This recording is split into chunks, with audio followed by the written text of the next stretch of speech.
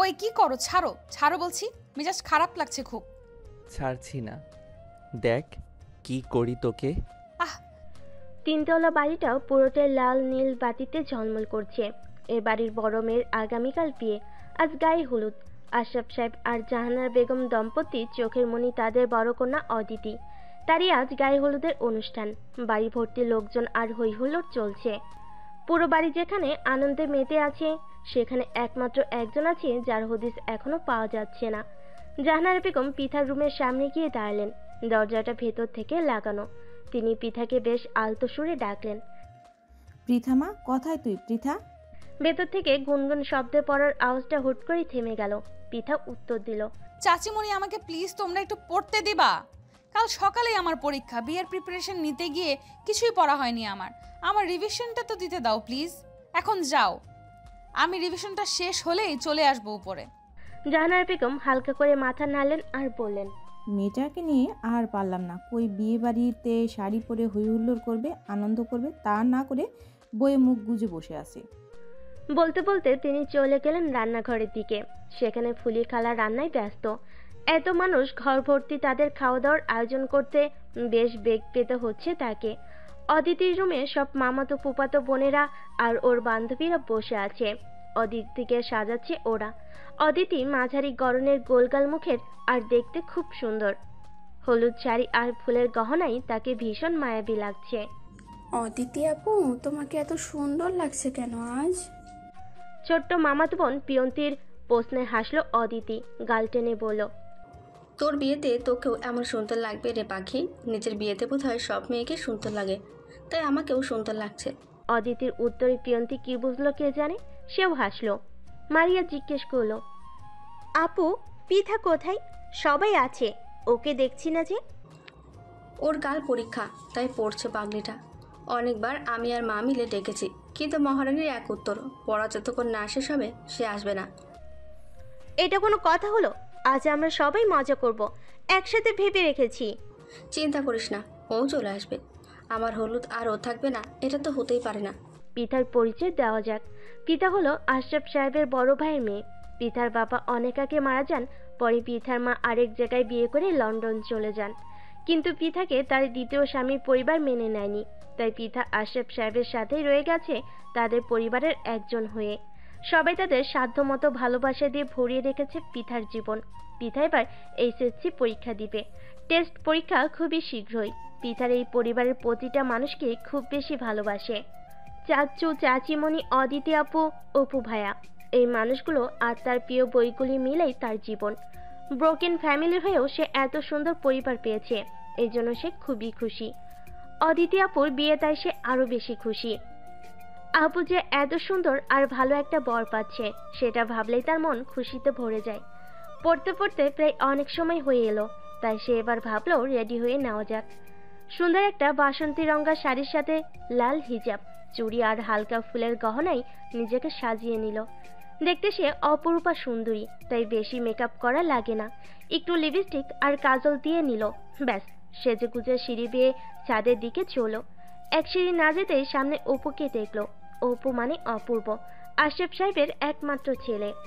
একটি প্রাইভেট ইউনিভার্সিটির ইংলিশের টিচার সে। খুব সুন্দর গড়নের আর দেখতেও বেশ। পিঠাকে দেখে জড়িয়ে ধরে। পিঠা নিজেকে ছাড়ানোর চেষ্টা করে চেঁচিয়ে ওঠে, কারণ অপু কখনোই এমন করেনি কোনোদিন। পিতার চেঁচামেচি দেখে অপু ভয় পেয়ে তাকে ছেড়ে দিয়ে বলে, কি রে, এত রংচং মেখে বুঝছে যে আছিস কেন? মেকআপ আর একটু কম করা উচিত ছিল তোর। কি বলো ভাইয়া, সাজিয়ে নি তো।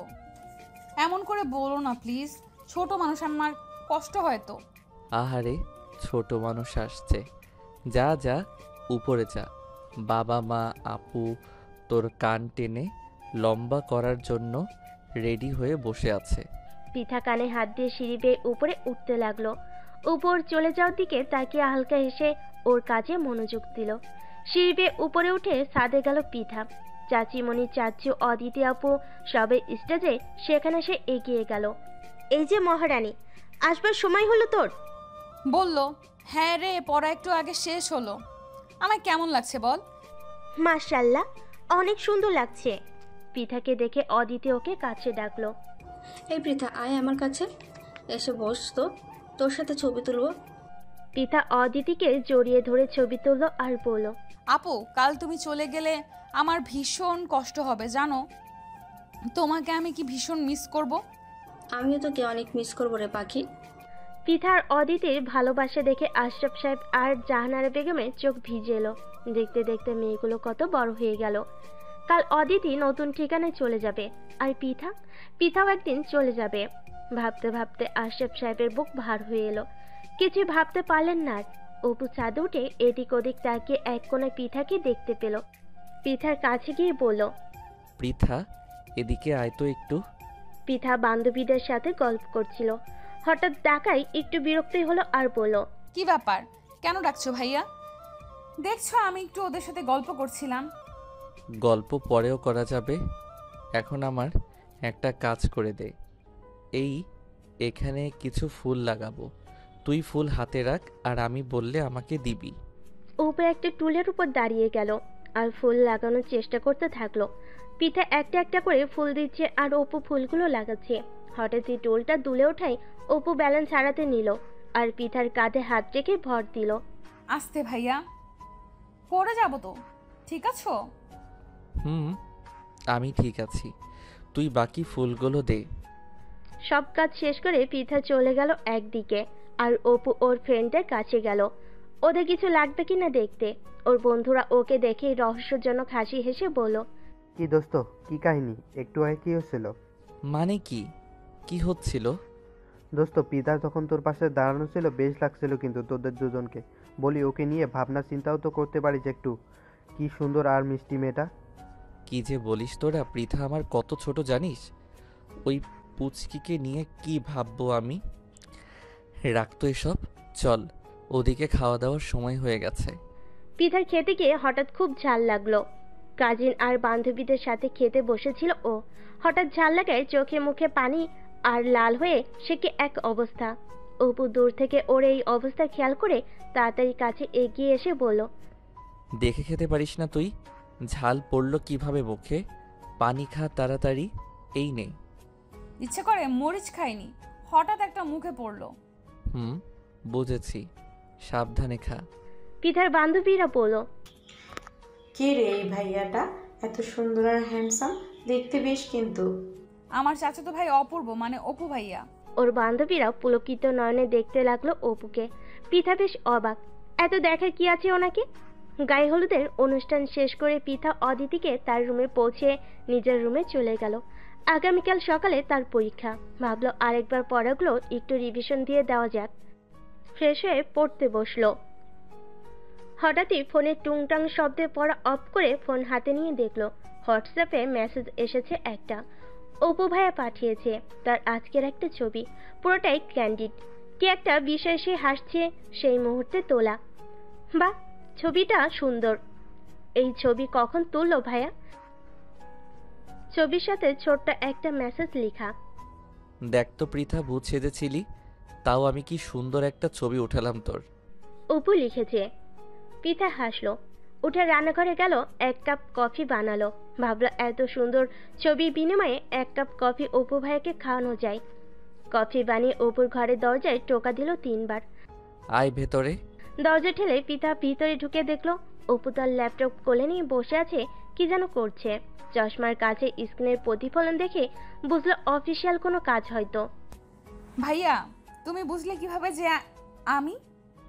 বুঝবো না? এত রাতে তুই পেতনি ছাড়া আর কেই বা জেগে থাকবে? সবাই টায়ার্ড হয়ে ঘুম এতক্ষণে, একমাত্র তুই পড়া নিয়ে জেগে আছিস, বুঝতে পেরেছি। নাও কফি খাও। অপু কফির কাপ হাতে নিতে নিতে বলল, ছবি তোলার পারিশ্রমিক দিচ্ছিস নাকি? হ্যাঁ দিচ্ছি তো, এত সুন্দর ছবির জন্য 1 কাপ কফি তুমি প্রাপ্য। কফি শেষ করে ঘুমিয়ে পড়ো আর রাত জেগে থেকো না। বাহ, বেশ হুকুম করা শিখে গেছিস। এত বড় হয়ে গেলি কবে? পিতা ঝলমলে হাসি হাসলো আর বলল, তোকে সারা জীবন তোমার চুল টানা খাওয়ার জন্য ছোট থাকবো, সে হচ্ছে না। অপু হাহা করে হাসলো। পিতার বেশ চমৎকার লাগলো হাসিটা। মনে মনে ভাবলো, ভাইয়া কি জানে তার হাসিটা কত সুন্দর? জানে না বোধহয়। ভাবতে ভাবতে রুমে রওনা দিল। পিঠার যাওয়ার পানে একবার তাকিয়ে অপু আবার ল্যাপটপে মন দিল। ভার্সিটি কিছু পরীক্ষা আছে সামনে, তারই প্রশ্নপত্র রেডি করতে হবে তার। পিঠার রুমে এসে কিছুক্ষণ পরে শুয়ে পড়ল। অপুর হাসিটা এখনো তার কানে বাজছে। এত সুন্দর হাসি হাসতে পারে একটা মানুষ, কিভাবে সম্ভব? আবার ভাবলো, ধ্যাত, কি ভাবছি? হাসি সুন্দর হতেই পারে একজন মানুষের, এত ভাবাভাবি কি আছে? ভাবনাটাকে ক্লান্ত দিয়ে গভীর ঘুমিয়ে তলিয়ে গেল সে। পরদিন সকালে ব্রেকফাস্টের টেবিলে জাহানারা বেগম বললেন, অপু, তুই পৃথাকে ওর কলেজে পৌঁছে দিয়ে আয় তো। ওর 1 ঘন্টার একটা পরীক্ষা আছে, শেষ হলে আবার নিয়ে আসিস। বিয়ে বাড়ি আস, আমি বা তোর বাবা যেতে পারছি না, একা ছাড়তেও পারছি না ওকে। এত বড় মেয়ে এখনো বাবা মায়ের আঁচল ধরে থাকে, কি অদ্ভুত। ঠিক আছে, নিয়ে যাব। পিঠা মনে মনে ভাবলো, খোঁচাটা না দিলে এই মানুষের পেটের ভাত হজম হতো না মনে হয়। তারপর উঠে ব্যাগটা কাঁধে নিয়ে বলল, চলো। অপু একটা রিক্সা নিল। পিঠাকে বলল, ওট রিক্সায় নাকি তাও পারিস না, ধরে উঠাতে হবে? হয়েছে তো, থামো, আর কত পেঁচাবে? উঠছি উঠছি। বলে রিক্সায় উঠতে গিয়েও একটু হোঁচট খেতে নিল। সাথে সাথে অপু ওর এক হাত চেপে ধরল। ঝট করে পিঠা অপুর মুখের দিকে তাকালো। কি দেখছিস? পড়ে যেতে নিচ্ছিলে তো, ঠিক মতো রিক্সাতে উঠতে পারিস না দেখি। কে সারা জীবন কোলে নিয়ে ঘুরবে তোকে? নিজেও তো কিছু করতে হবে। আমি কি বলেছি কেউ আমাকে কোলে নিয়ে ঘুরতে? কাদো কাদো মুখ হয়ে গেল তার। অপু হঠাৎ ভালো করে ওর মুখের দিকে তাকিয়ে থেকে থমকে গেল। পিঠার চিবুকে একটা তিল আছে, আগে তো খেয়াল করেনি। মনে হলো তিলটা মুখের ওই স্থানেই পারফেক্ট। হুঁশ ফিরতেই ভাবতো, কি সব ভাবছি। হাতের মেহেদির রং খুব গাঢ় হয়েছে অদিতির। সাইফকে ছবি তুলে পাঠালো। সাইফ রিপ্লাই দিল, বাহ, কি সুন্দর মেহেদির রং হয়েছে আমার বউয়ের হাতে, মাশাআল্লাহ। অদিতি লাজুক ভঙ্গিতে হাসলো আর লিখলো, মেহেদির রঙের মতোই রঙিন হোক আমাদের জীবন, এটাই চাওয়া। সাইফ ল্যাপের এক পাঠালো। পিঠা ফিরলে পিঠাকে নিয়ে অদিতি পার্লারে সাজতে যাবে। অদিতি পিঠার জন্য অপেক্ষা করতে লাগলো। কলেজে পৌঁছে দিয়ে অপু গেল ফুলের দোকান থেকে ফুল কিনতে। অদিতি কাঁচা ফুল দিয়ে সাজতে চেয়েছে বিয়েতেও, তাই ভাবলো এসেছি যখন ফুলগুলো নিয়ে যাই। অদিতির জন্য খোপার ফুল নিল, হাতে বালার মতো কাঁচা ফুল নিল। কি ভেবে পিঠার জন্য এক সেট ফুল নিয়ে নিল সে। ফুল নিয়ে পিঠার কলেজের সামনে এসে দাঁড়ালো। কই মেয়েটা? সবেই বেরোচ্ছে, পিঠাকে দেখছে না অপু। একটু এগিয়ে গিয়ে দেখলো ফাইল হাতে দাঁড়িয়ে আছে পিঠা। সে এদিক ওদিক তাকাচ্ছে। অপু কাছে এগিয়ে গেল। রে, কতক্ষণ দাঁড়িয়ে আছি জানিস? তাড়াতাড়ি চল। ভাইয়া জিজ্ঞেস করবে না পরীক্ষা কেমন দিলাম? কেমন আর দিবি, ভালো স্টুডেন্ট নিশ্চয়ই ভালোই দিয়েছিস। আর হ্যাঁ, নে এগুলো ধর আর চল। পিতার হাতে ফুলের প্যাকেট দিয়ে হাঁটতে শুরু করলো অপু। পিতা প্যাকেটে কি আছে দেখতে নিল। অপু ডাকায় আর না দেখেই হাঁটা শুরু করলো। রিকশায় বাড়ি ফিরে এলো দুজনে। পিতা বাড়ি ফিরতেই অদিতির রুমে গেল। অদিতি পার্লারে যাওয়ার জন্য সব গুছিয়ে বসে আছে। প্যাকেটটা অদিতিকে পিতা দিতে দিতে বলল, নাও আপু, তোমার জন্য ফুল। ও, ফুল এনেছো অপু, বেশ। কত সুইট ভাই আমার, দেখেছিস কত খেয়াল রাখে সবার। এমন ছেলে কোটিতে একটা আমার ভাই। হ্যাঁ, ভাইয়ের গুণগান গাওয়া শেষ হলে সব নিয়ে নাও, আমাদের পার্লারে যেতে হবে। কি রে, আরেক সেট ফুল কার জন্যে? তাই তো, ফুল 2 সেট দেখা যাচ্ছে, আরেক সেট কার? বুঝেছি, ভাই আমার তোর জন্য ফুল এনেছে বোধহয়। পিতা শুনে অবাক। সত্যি তার জন্য ফুল এনেছে? আহা, কি আনন্দ, সেও ফুল দিয়ে সাজবে। ফুল হাতের রুমে চলে এলো। পার্লারে যেতে হবে, হাতে খুব সময় নেই, তাই অদিতিকে নিয়ে পার্লারে চলে গেল পিঠা। সাজগোজ শেষ করে যখন তারা ফিরল, তখন সাইফের পরিবার অলরেডি চলে এসেছে অদিতিদের বাসায়। অদিতিকে মেরুন শাড়ি, গোল্ডেন জরির ওড়নাতে ভীষণ মায়াবী সুন্দর লাগছিল। অপুর বোনকে দেখে আবেগ আপ্লুত হয়ে পড়ল। তার বোন, তার একমাত্র বোন, আজকে বিয়ে হয়ে চলে যাবে। একসাথে বড় হওয়া, খেলাধুলা করা, কত শত স্মৃতি তার এই বোনের সাথে। বোনটা চলে গেলে তাদের এই ঘরটা কতটা শূন্য হয়ে যাবে ভাবতে ভাবতে চোখ ভরে এলো তার। পিতা অপুর দিকে তাকিয়ে মনে মনে ভাবলো, ওনার চোখে কি পানি? কখনো কাঁদতে দেখিনি ওনাকে। সবসময় হাসি খুশি কেয়ারিং একজন মানুষ, তার এমন আবেগকে দেখতে পেয়ে পিতা বুঝলো মানুষটা ভেতরে খুব ইমোশনাল আসলে। স্টেজে সাইফার অদিতিকে বসানো হলো। দুই পরিবারের সবাই খুব দোয়া করলেন তাদের দুজনকে। পিঠা পার্লার থেকে ফিরেই কাজে ব্যস্ত হয়ে গেল। মেহমানদারি থেকে শুরু করে রিলেটিভদের বাচ্চা পর্যন্ত সে তদারকি করতে থাকলো। ফুলের সাথে সজ্জিত গাঢ় সবুজ রঙের লেহেঙ্গাতে মোড়ানো এই অষ্টাদশীকে বিয়েতে আসা অনেকেই খেয়াল করেছিল। কে মেয়ে অনেকেই চিনতে পারছে না। অপু শুনল বরপক্ষে কেউ একজন বলছে, এই মেয়েটাকে আপা, দেখতে ভারী মিষ্টি তো। এমন একটা মেয়ে আমার রায়দের জন্য নিলে বেশ ভালো হয় কিন্তু। অপু ঘাড় ঘুরিয়ে দেখতে গিয়ে দেখলো বরপক্ষের একজন বেশ ভালো সম্ভ্রান্ত দেখতে মহিলা কথাগুলো বলছেন। অপুর চোখ পিঠাকে খুঁজতে লাগলো। পশ্চিমের এক কোণে কিছু বাচ্চার সাথে পিঠাকে দেখতে পেয়ে এগিয়ে গিয়ে সে বলল, পৃথা, একটু আমার সাথে আয় তো। পিঠা বিনা বাক্যে উঠে এলো। অপু ওকে নিয়ে বারান্দায় গিয়ে দাঁড়ালো। কি ব্যাপার, হঠাৎ এইখানে আনলে যে? কিছু লাগবে? পিঠার প্রশ্নে ওর মুখের দিকে তাকালো অপু। কিছুক্ষণ পিঠার চিবুকে থাকা তিলটার দিকে তাকিয়ে থেকে অপু হালকা গলায় পড়ল, পৃথা, আজ আমার মন খারাপ জানিস? হ্যাঁ জানি, অদিতি আপু চলে যাবে তাই তুমি মন খারাপ করে আছো। তুই আমাকে বুঝতে পারিস? আমি ভাবতাম মা ছাড়া আমাকে কেউই সেভাবে বুঝতে পারে না। তুমি জানো তুমি খোলা বইয়ের মতো, একটুখানি মনোযোগ দিলেই পড়া যায়। তোমার দুঃখ তোমার চেহারায় ফুটে থাকে স্পষ্ট। সামনে থাকা অষ্টাদশী এই তরুণীটিকে অপুর খুব আপন মনে হলো। পিতা ওদের সাথে কত বছর, অনেক বছর ধরে। সেই ছোটবেলা থেকে মেয়েটা ওর আশেপাশেই ছিল। আজকের মতো গভীর দৃষ্টি নিয়ে কখনো ওকে দেখা হয়নি, চেনা হয়নি। সবসময় ছোট মানুষ ভেবে ওর সাথে খুনসিটিময় সম্পর্ক অপুর। আজ সেই মেয়েটিকে দেখে মনে হচ্ছে সে আর ছোট নেই। ভালো লাগা, খারাপ লাগা, আবেগ সব বোঝার মতো বড় হয়েছে। ফুলগুলো তোকে মানিয়েছে। আজ একটু বেশি সেজেছিস নাকি? আগে এমন সাজতে দেখিনি তো। কই, আগেও তো সেজেছি অনেকবার। তোমার কাছে কি সাজটা বেশি লাগছে? বাই দ্য ওয়ে, ফুলগুলো খুব সুন্দর হয়েছে ভাইয়া, থ্যাংক ইউ। সুন্দর লাগছে তোকে ফুলগুলোতে। তবে একটা কথা, যদি কেউ তোকে ডেকে কিছু জিজ্ঞেস করে বা জানতে চায়, ফিরিস্তি নিয়ে বসে পড়িস না সব কিছু বলতে। কেন? এমনি যা। বলে অপু চলে গেল। পিঠা কিছু বুঝলো না ব্যাপারটা ঠিক। সেও চলে গেল স্টেজের দিকে। পিঠার সব বান্ধবীরা ওকে ঘিরে ধরলো। কিরে বান্ধবী, আজ তো একেবারে পরিশ এসেছিস। মাশাআল্লাহ, ভীষণ সুন্দর লাগছে কিন্তু তোকে। হয়েছে, থাম। আয় সবাই অদিতি আপুর সাথে দেখা করবি। বলে পিঠা ওদের স্টেজে নিয়ে গেল। এই দাঁড়া দাঁড়া, পৃথা, ওই ভাইয়াটা কই রে? রূপার প্রশ্নে পিঠা তাকালো ওর দিকে। কেন ভাইয়া? আরে তোর সেই চাচাতো ভাই, একেবারে নায়ক নায়ক চেহারা যার। রূপার কথা শুনে মুখে বিরক্তি ভাব এনে পিঠা বলল, থাম, ভাইয়া ইউনিভার্সিটিতে পড়ায় জানিস? শুনলে তোর খবর করে ফেলবে। ওনার এসব কথাবার্তা পছন্দ না। ওনার পছন্দ না নাকি তোর পছন্দ না সেটা বল।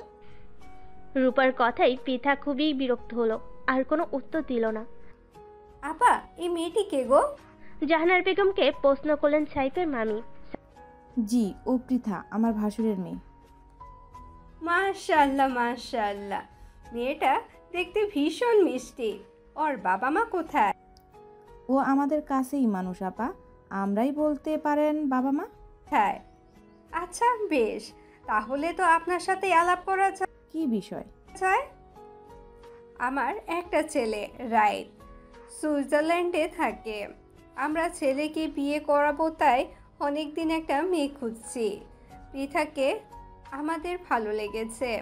আপনারা চাইলে আমরা ওকে আমাদের মেয়ে বানিয়ে আমাদের বাসায় নিয়ে যেতে। আপা, ও তো এখনো অনেক ছোট, এসব নিয়ে আমরা ভাবিনি আসলে। সাইফের মামি হাল ছাড়ে পারছি না। আবার ভেবে দেখেন আর ভাইকেও বলেন, আমাকে জানাবেন প্লিজ। আমি জাহানারা বেগম চিন্তায় পড়লেন। ভাবলেন আশরাফ সাহেবকে জানাবেন ব্যাপারটা। অদিতির বিদায়ের সময় হয়ে এলো। আশরাফ সাহেব আর জাহানারা বেগম আদর মেয়েকে সাইফের হাতে তুলে দিয়ে দোয়া করলেন। অদিতিকে জড়িয়ে ধরে পিঠা খুব কাঁদলো। তার ডাগর চোখে টানা কাজল পানির স্রোতে ভেসে যাচ্ছিল অবল নীলায়। পিতার কান্না দেখে অপুর কোথাও একটা সূক্ষ্ম ব্যথা হচ্ছিল, যার কারণ অপু নিজেই বুঝতে পারছিল না। অদিতি চলে যাওয়ার পর মনে হলো পুরো বাড়িটায় অদ্ভুত এক নীরবতা এসে ভর করেছে। জাহানারা বেগম তার রুমে বিশ্রাম নিতে চলে গেলেন। আশরাফ সাহেব গেলেন বিয়েতে সাহায্য করা আসে কিছু স্টাফদের পাওনা মিটিয়ে দিতে। পৃথা ওর রুমে এসে ফ্রেশ হবার জন্য কাপড় থেকে কাপড় বের করে আয়নার সামনে চোখ পড়তে দেখলো কাজল লেপটে ওর চেহারার অবস্থা শোচনীয়। ফুলের গহনাগুলোতে আরেকবার চোখ পড়ল তার। সারাদিনের দৌড়ঝাঁপে ফুলগুলোর দিকে মনোযোগ দিতে গিয়েও দিতে পারেনি সে। এখন খেয়াল করলো আসলেই ভীষণ সুন্দর ফুলগুলো। অপু ভাই এত কেয়ারিং একজন মানুষ সব সময়, কখনো অবসরে মানুষটাকে নিয়ে ভাবা হয়নি পৃথার।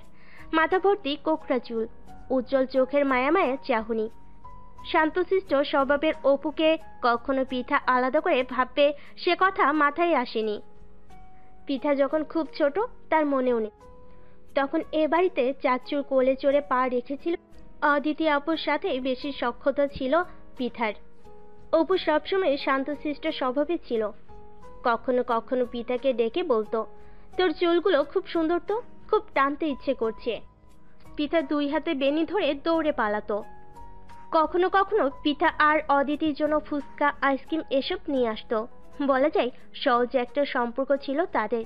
কিন্তু আজ অন্যরকম কেন লাগছে পৃথার? মানুষটাকে আলাদা করে দেখতে, আলাদা করে ভাবতেই ইচ্ছে করছে। এই ইচ্ছার নাম কি?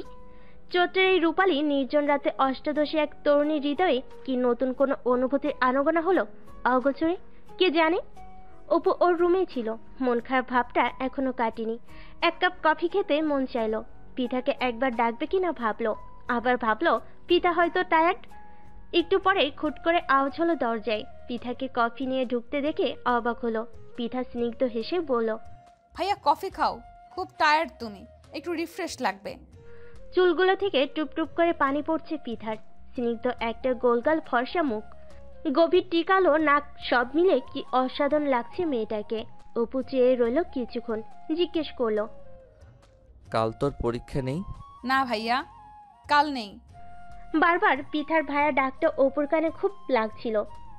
এতবার বলার কি আছে? মনে হয় যেন মালা জপছে। অপু মনে মনে খানিক রুষ্ট হলো, বাট প্রকাশ করলো না। ভাইয়া, তোমার রুমে এগুলো কি বই? হ্যাঁ, কেন? আমি পরীক্ষা শেষ করে তোমার কাছ থেকে নিয়ে এগুলো পড়বো। ঠিক আছে, পড়িস, এখন ঘুমা। আচ্ছা, গুড নাইট।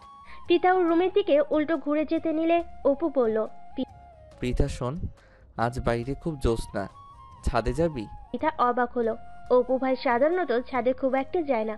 সে আর অদিতি মাঝে মধ্যে যেত বলে উল্টা বকুনি দিত। আজ কি হলো হঠাৎ? ছাদে যাব, চাচিমণিকে বলে যাই। আম্মুকে বলা লাগবে না, আমি যাচ্ছি তো সাথে, আর বলার কি আছে, চল। দুজনে সিঁড়ির দিকে এগিয়ে চল। ওরা ছাদে এসে দেখলো চারপাশ চৈতালি পূর্ণিমায় ভেসে যাচ্ছে। এত সুন্দর চাঁদের আলো, চারপাশ থই থই করছে। ছাদে বসার জন্য একপাশে বেদির মতো তৈরি করা আছে, সেখানে পৃথা বসলো। অপু কার্নিশের এক পাশে গিয়ে দাঁড়ালো। থালার মতো বড় চাঁদটা ওদের মাথার উপর, ভীষণ মায়াময় এক পরিবেশ। তোর মনে আছে পৃথা, একদিন তুই আর অদিতি আপু নানু বাড়িতে পুকুরে সাঁতার কাটতে গিয়েছিলি? তুই হঠাৎ ডুবে যেতে নিয়েছিলি, পরে অদিতি আপু নিজের জীবনের পরোয়া না করেই তোকে বাঁচাতে ঝাঁপ দিয়েছিল, অথচ সে নিজেও সাঁতার জানতো না। পরে ভাগ্যক্রমে আমি সেখানে থাকায় বাকিদের ডেকে এনে সবাই মিলে তোদের উদ্ধার করি। হ্যাঁ, মনে আছে। কি ভয়াবহ সে দিনটা, আমি এখনো ভুলিনি।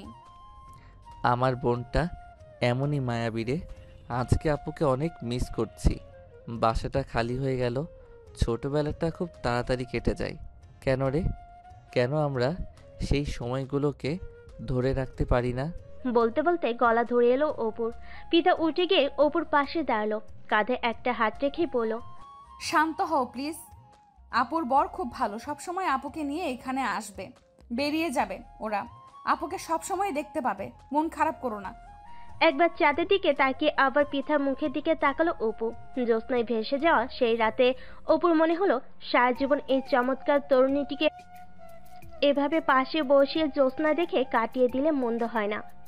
বিয়ের আয়োজন কাটিয়ে উঠতেই পিতা ব্যস্ত হয়ে গেল পড়াশোনা নিয়ে। 3 মাস পর তার এইচএসসি পরীক্ষা। খুব মন দিয়ে পড়াশোনা করতে লাগলো সে। অপুর সাথে দেখা সাক্ষাৎও কমে গেল। মাঝে মধ্যে রাতে একটু কফি নিয়ে যাওয়া ছাড়া তেমন কথা হয় না অপুর সাথে। এদিকে অপু ভার্সিটির অফিসিয়াল কাজে ব্যস্ত হয়ে পড়ল। দেখতে দেখতে পৃথার এইচএসসি পরীক্ষা শুরু হয়ে গেল। দিনরাত পরিশ্রম করে পৃথা বেশ ভালো একটা পরীক্ষা দিল। খুব আশাবাদী সে ভালো রেজাল্টের জন্য। পরীক্ষা শেষ করে বাসায় এসে ফ্রেশ হয়ে চাচিমণির সাথে বেশ কিছুক্ষণ গল্প করলো সে। সন্ধ্যায় কলিং বেল বাজলো। জাহানারা বেগম বললেন, যা তো পৃথা, নিশ্চয়ই অপু এসেছে, দরজাটা খুলে দে। পৃথা দৌড়ে গিয়ে দরজা খুলতে দেখলো অপুই এসেছে, হাতে কি কি যেন প্যাকেট। সেগুলো দেখে পৃথা দরজা জুড়েই দাঁড়িয়ে রইল। কি রে সর, ঢুকতে দিবি না নাকি? ও সরি সরি, আসো আসো। এগুলো কি হাতে? বলতো কি? ও মা, আমি কিভাবে বলবো? না বলতে পারলে পাবি না, যা। পৃথা মুখ ভ্যাংচালো। দেখো না চাচিমণি কেমন করছে। কিরে তুই কি শুরু করলি বলতো মেয়েটার সাথে? মায়ের কথাই বেশ হাসি পাচ্ছি অপুর। মা, মেয়েটাকে জ্বালাতে তো ভীষণ মজা। না, মাঝের মধ্যে জ্বালাতে হবে দেখা যাচ্ছে। আম্মু কে যেন ফুচকা আইসক্রিম এসব পছন্দ করে, তার জন্য এনেছি। এত কষ্ট করে 2 মাস ধরে বেচারা পরীক্ষা দিল, খাওয়া দাওয়া করেনি ঠিক করে। তাই ভাবলাম কিছু খাবার দাবার আনি, বাবাকে ডাকো একসাথে খাওয়া যাক। জাহানারা বেগম খুশি হলেন। ওদিকে পৃথা তো খুশিতে বাকবাকম। প্যাকেট খুলে হামড়ে পড়ে সে খেতে আরম্ভ করলো। পৃথার বাচ্চামো দেখে হাসি পাচ্ছে খুব অপুর। খাওয়া শেষ করে আমার ঘরে আসিস, তোকে সুন্দর কিছু বই দিব পড়তে। আচ্ছা চাচিমণি, অদিতি আপুরা বলেছিল আসবে, কবে আসবে বলেছে কিছু? পৃথা, হ্যাঁ রে, অদিতিরা হয়তো আগামী শুক্রবারে আসবে। ও আচ্ছা। অদিতির কথা উঠতেই জাহানারা বেগমের মনে পড়লো সাইফের মামির বলা সেই কথাগুলো। মহিলা ভীষণ নাছোড়বান্দা। বিয়ের পর 3 মাস কেটে গেছে। এর মধ্যে কয়েকবার খোঁজ নিয়েছেন অপুর বাবা কিছু জানালেন কিনা পৃথার বিয়ের ব্যাপারে। বারবারই এড়িয়ে গেছেন উনি। মনে সুপ্ত মণিকঠায় তার একটা বাসনা যে অনেকদিন ধরেই বসবাস করছে। পৃথাকে তিনি কোনো মতেই দূরে পাঠাতে চান না। তার অপুর জন্য পৃথার চেয়ে উপযুক্ত কেউ হতে পারে না বলে তার বিশ্বাস। কখনো কথা কাউকে তিনি শেয়ার করেনি, এমনকি অপুর বাবাকেও না। কিন্তু এখন মনে হচ্ছে সে দিনটা এসে পড়েছে। তিনি তার বাসনাকে এবার বাস্তবে রূপ দিতে চান। না, অপুর বাবার সাথে আলোচনা করতেই হবে এবার। পৃথা বই আনতে অপুর রুমে গিয়ে টোকা দিল। ভেতরে আয়। কি করছিলে? আর্নেস্ট হেমিংওয়ের old man and the sea পড়ছিলাম। বাবা, কি কাঠখোট্টা নাম। এত কঠিন বই পড়ো কিভাবে তুমি?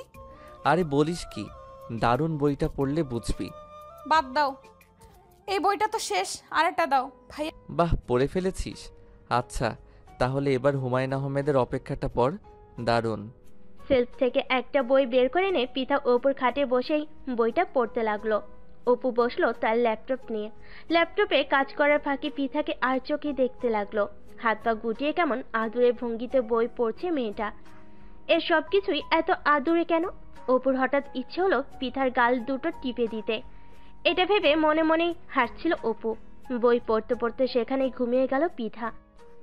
অপু অনেক ডাকলো, কিন্তু পৃথাকে আর জাগানো গেল না। অপু ভাবলো থাক, ঘুমাক, আমি বরং গেস্ট রুমেই ঘুমাবো আজ। পৃথার গায়ে পাতলা একটা কমফোর্টার দিয়ে ওর ঘুমন্ত মুখের দিকে একবার তাকালো সে। কপালে ঠোঁট ছুঁয়ে দেবার তীব্র বাসনাটা অতি কষ্টে নিবারণ করলো সে। না, তার কোনো অধিকার নেই।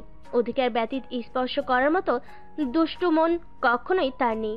লাইট নিভিয়ে চলে এলো সে গেস্ট রুমে। পরে শুক্রবার অদিতি এলো বেড়াতে।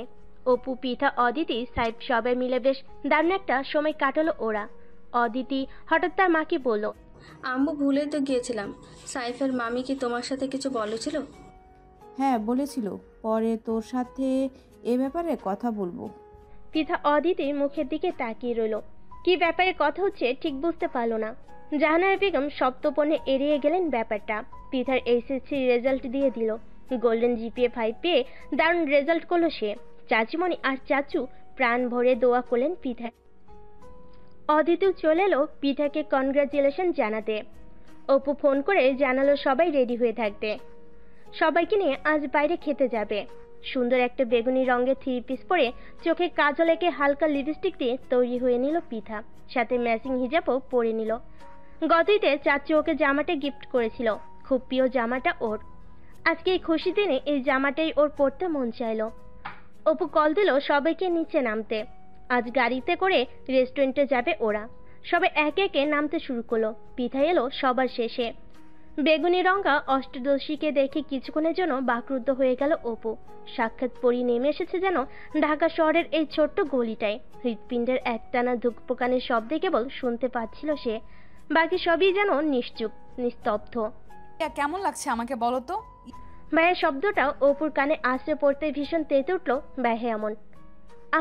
ছোটবেলায় যদি জানতাম বড় বেলায় এসে এই মেয়েটার কাছেই এসে মন হারাতে হবে, তাহলে এই ভাইয়ের শব্দ তো বহু আগে নিষেধাজ্ঞা জারি করে দিতাম। কপাল চাপড়াতে ইচ্ছে করলো অপুর। কেমন আর লাগছে? প্রতিদিন যেমন লাগে তেমনই। কথা না বাড়িয়ে গাড়িতে ওঠ।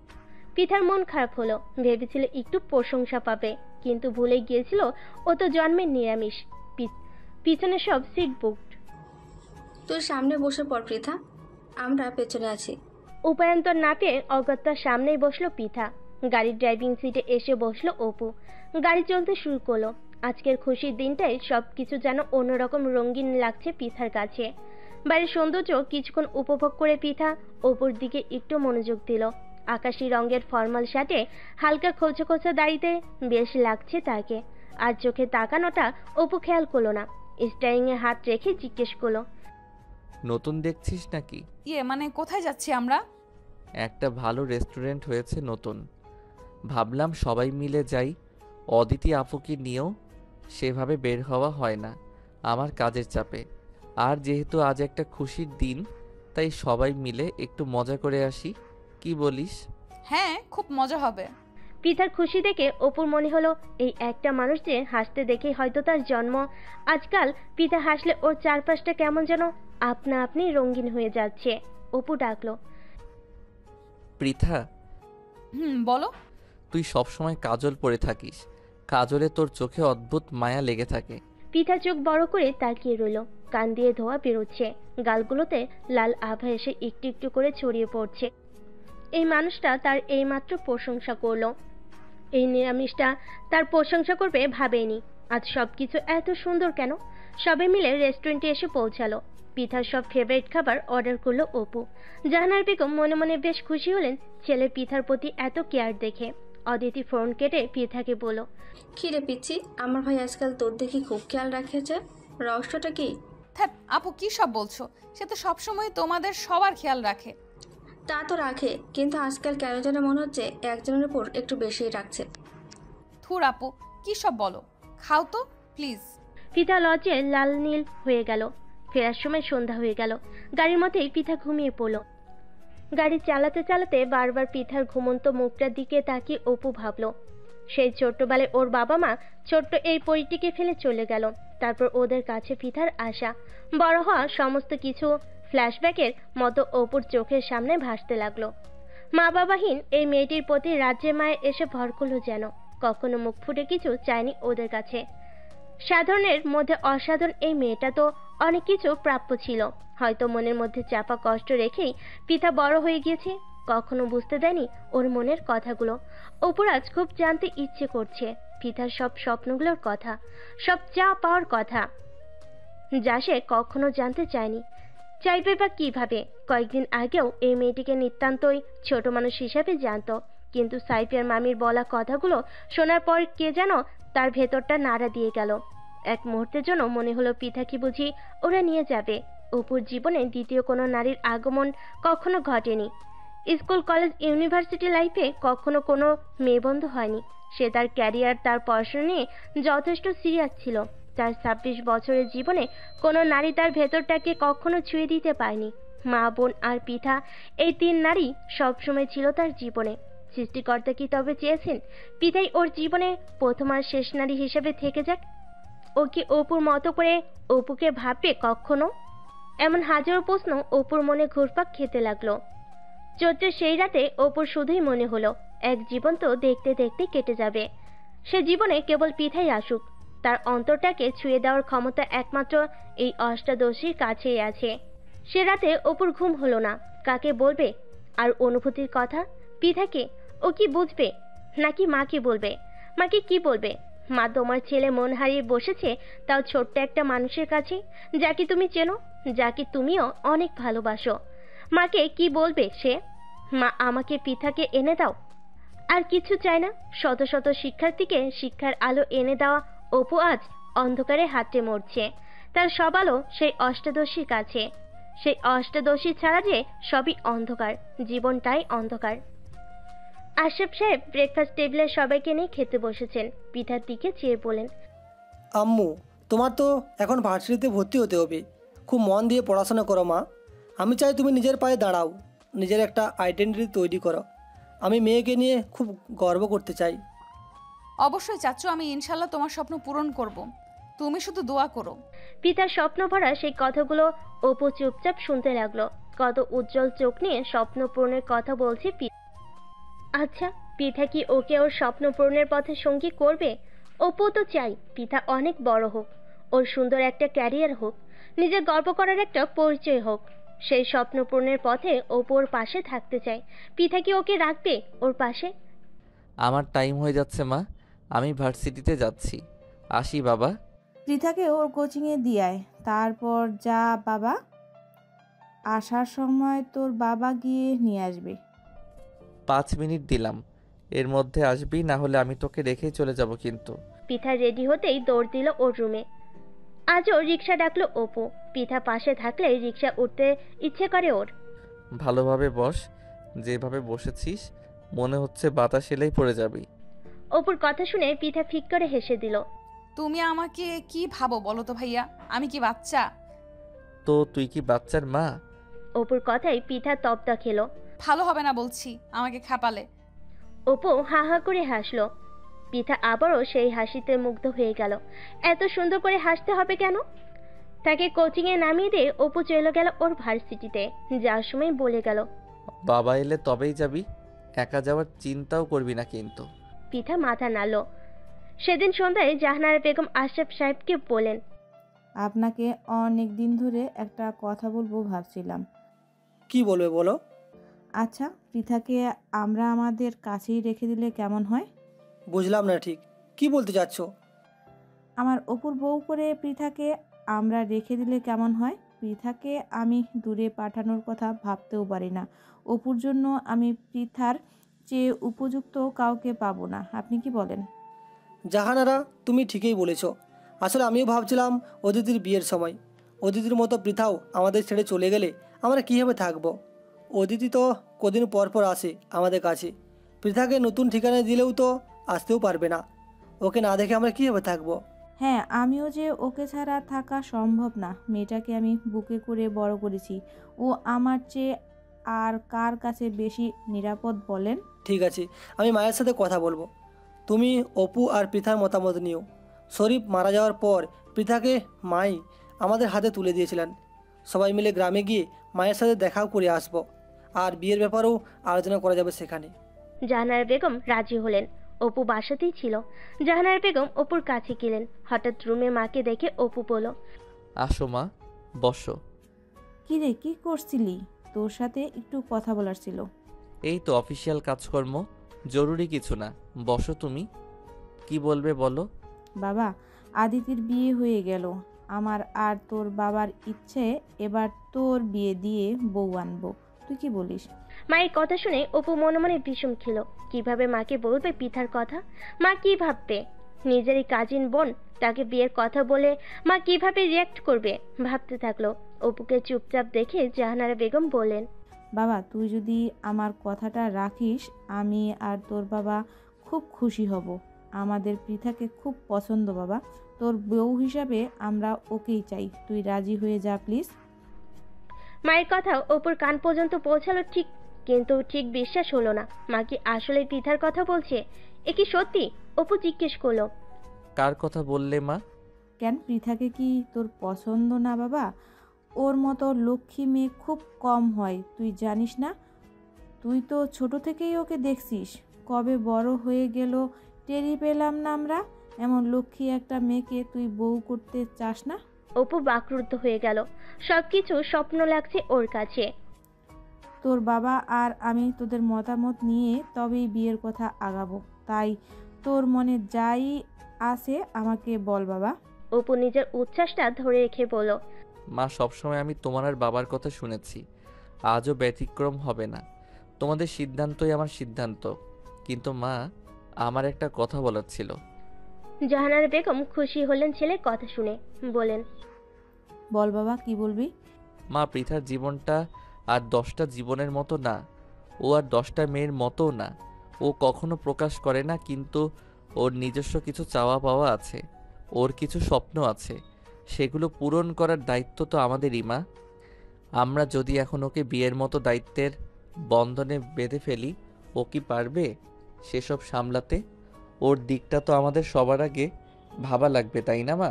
হয়তো তোমার বা বাবার দিকে তাকিয়ে ও বিয়েতে রাজি হয়ে যাবে, কিন্তু ওর স্বপ্নগুলো তো ওর অংশ, সেগুলো পূরণের আগে কি বিয়েটা ওর করা উচিত? জাহানারা বেগম ভাবনায় পড়লেন। অপু তো ঠিকই বলেছে, পৃথা তো আর 10টা মেয়ের মতো না। ওর জন্য ওর পড়াশোনা, ওর স্বপ্নগুলো অনেক দামি, তাই তো নিজেকে এমনভাবে গড়ে তুলেছে ও। কখনোই নিজের লক্ষ্য থেকে বিন্দুমাত্র সরে যায়নি। তাহলে কি ওকে এখনই বিয়ের মতো গুরু দায়িত্ব দিয়ে দেওয়া ঠিক হবে? ছেলের দিকে তাকিয়ে বলেন, ঠিক বলছিস বাবা, আমরা কেবল আমাদেরটাই দেখছি, ওর দিকটা ভাবিনি। ঠিক আছে, পৃথার মতামত জেনে আমি আর তোর বাবা এমন সিদ্ধান্তই নেব যাতে বিয়ে হলে ওর লক্ষ্য পূরণে কোনো ক্ষতি না হয়। তুই চিন্তা করিস না, আমরা সব সময় তোদের পাশে আছি। মায়ের কথা শুনে মনে মনে খুব আশ্বস্ত হলো অপু। এমন বাবা মা খুব ভাগ্য করে পেয়েছে আসলে। পৃথা কি মতামত দেয় সেটা ভাবনায় এলো অপুর। রাজি হবে সে, নাকি সারাজীবন ফার্স্ট হয়ে আসা ছেলেটা প্রথমবারের মতো ফেল হয়ে যাবে নিজের পছন্দের মেয়েটার কাছে? পৃথা পড়ছিল, বাইরে থেকে পড়ার আওয়াজ পাচ্ছিলেন জাহানারা বেগম। দরজা ঠেলে ভিতরে ঢুকে বললেন, কি রে মা, পড়া শেষ হয়নি? না চাচিমণি, এখনো অনেক বাকি। তুমি দাঁড়িয়ে কেন, বসো, তোমার কোলে মাথা রেখে একটু শুই, খুব মাথাটা ব্যথা করছে। বলেই পৃথা জাহানারার কোলে শুয়ে পড়ল। জাহানারা দেখলো কি অসম্ভব এক মায়াবতী তার কোলে শুয়ে আছে। মেয়েটা কবে যে এত বড় হয়ে গেল ভেবে পেল না। এই তো মনে হয় সেদিন বাসে এলো অপুর বাবার কোলে চড়ে। তারপর দিন মাস বছর পেরিয়ে আজ কত বড় হয়ে গেল দেখতে দেখতে। জাহানারা পৃথার মাথায় বেলি কেটে দিতে দিতে বললেন, পৃথা মা, তোকে একটা কথা বলার ছিল। বলো চাচিমণি, কি বলতে চাও? মা, আমি আর তোর চাচু ভাবছিলাম তোকে আমাদের কাছেই রেখে দিব। আমি তো তোমাদের কাছেই থাকবো, আর কোথায় থাকবো আমি? হ্যাঁ, তা তো থাকবি, কিন্তু মা, মেয়েদের তো একদিন অন্যের ঘরে চলে যেতে হয়, এটাই নিয়ম। আমরা চাই তুই সেই অন্যের ঘরে না গিয়ে আমাদের ঘরেই আজীবন আমাদের মেয়ে হয়ে থাকবি মা? পারবি আমার ছেলেটার সুখ দুঃখের ওর পাশে থাকতে? পিতা বিস্ফোরিত চোখে তাকালো, কান লজ্জায় লাল হয়ে গেল। এরকম মুহূর্ত সে কখনো কল্পনা করেনি। বাবা মা ছোটবেলায় হারিয়ে যাওয়া পিতা কখনো ভাবেনি তার বিয়ে হবে, সংসার হবে, কারণ এই ব্যাপারগুলো তার কাছে সবসময়ই ধোঁয়াশা। তার জীবনে একমাত্র তার পড়াশোনা, তার নিজের পায়ে দাঁড়ানোর স্বপ্ন, আর 4 জন মানুষ যারা তার খুব কাছের। অন্য চিন্তা কখনো মাথায় আসেনি। পিতা মাথা নিচু করে রইল। কি বলবে সে? অপু ভাইকে সে সবসময় বড় হিসাবে শ্রদ্ধা করেছে, ভালোবেসেছে, কিন্তু জীবনসঙ্গী হিসেবে ভাবা হয়নি। মানুষটা সেই প্রাণখোলা হাসিটা চোখে ভাসলো। কি সুন্দর হাসে মানুষটা। বুকটা ধুকধুক করে উঠল। কি রে, কি ভাবছিস? আমার ছেলেকে পছন্দ না তোর? না হলে বল, মনে যা আছে আমাকে নির্দ্বিধায় বলে দে। চাচিমণি, তোমরাই আমার সব কিছু। জ্ঞান হওয়ার পর আমি তোমাদের ভালোবাসা পেয়ে বড় হয়েছি। তোমাদের কোনো কথা আমি রাখবো না এমন হতে পারে কখনো, কিন্তু চাচিমণি, আমার অনেক দিনের স্বপ্ন আমি পড়াশোনা করে নিজের একটা পরিচয় তৈরি করব। সেই সুযোগটা কি আমি পাবো তোমাদের কাছে? জাহানারা পিতাকে বুকে জড়িয়ে ধরে বললেন, পাগলি মা আমার, তোর সব স্বপ্নের ভার আরেকজন নিবে বলে বসে আছে, তা হয়তো তুই জানিসও না। একটুই বলবো, তোর সব স্বপ্ন পূরণের দায়িত্ব আমাদের। দুনিয়ার কে কি বলে বলুক, কিন্তু তোর স্বপ্ন সবার আগে, তারপর বাকি সব। নে এবার কোলে শুয়ে পড়, আমি তোর মাথায় হাত বুলিয়ে দিচ্ছি। পিতা শুয়ে পড়ল। জাহানারা পিতার মাথায় হাত রাখলেন। পিতার মনে হলো মা তার মাথায় বুঝি হাত রাখলেন। কতদিন মায়ের স্পর্শ পায় না সে, কতগুলো বছর মাকে দেখে না। মায়ের কি তাকে মনে পড়ে? হয়তো না। পিতার চোখের কোণে এক ফোঁটা জল ভীষণ অভিমানে জড়ো হলো। তার জীবনে নতুন হাওয়া বদলে আভাস এসেছে। এমন দিনে বাবা মা কেউই তার পাশে নেই। জলের ধারা চোখের কোণ বেয়ে গড়িয়ে পড়ল নীরবে। রাত 10টা। পৃথা পড়া শেষ করে ভাবলো একটু কফি খাওয়া যাক। রান্নাঘরে গিয়ে কফি বানাতে গিয়ে ভাবলো অপু ভাইয়াকেও 1 কাপ বানিয়ে দিয়ে আসি। কফি বানিয়ে অপুর রুমের দিকে আস্তে আস্তে হেঁটে চলল পৃথা।